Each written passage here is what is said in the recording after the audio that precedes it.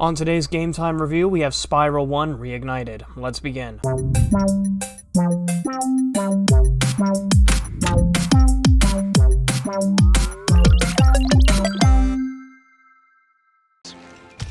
I'll take that question.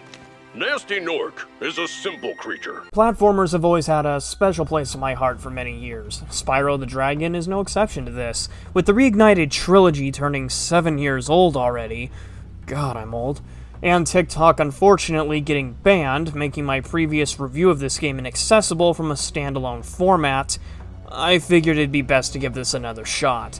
So Spyro 1 Reignited is a very well done remake. Yes, I said remake.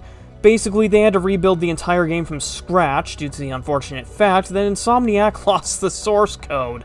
I don't know how you managed to do that for a game that honestly puts you guys on the map, but whatever. And because of this, they had to approach the game very differently by making a 3D map of the existing levels and using that as a base to develop this new title. And they did very well in that regard, as this remake has aged very well.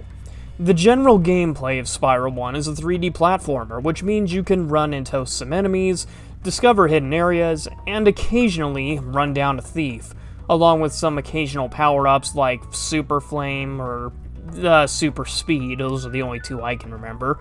This makes up the large majority of the game, but not all you can do.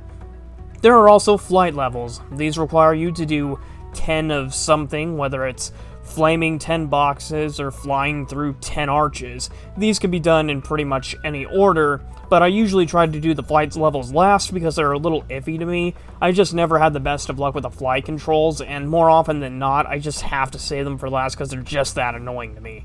Otherwise, the last thing in each respective realm, although it can be the first thing if you're brave enough, is a pathetically easy boss. I mean it. You just chase them throughout their level, and most of these bosses are just boring, because they just go down in like a couple of hits. They're not even a challenge. This is honestly one area where I feel like them moving away from the original vision wouldn't have been a bad idea. I wish this would have been more set up closer to 2 and 3's bosses, but oh well. The rest of the game does, however, feel pretty good, and way more cleaned up to the 98 original. Otherwise, is it worth grabbing these days on various platforms or streaming?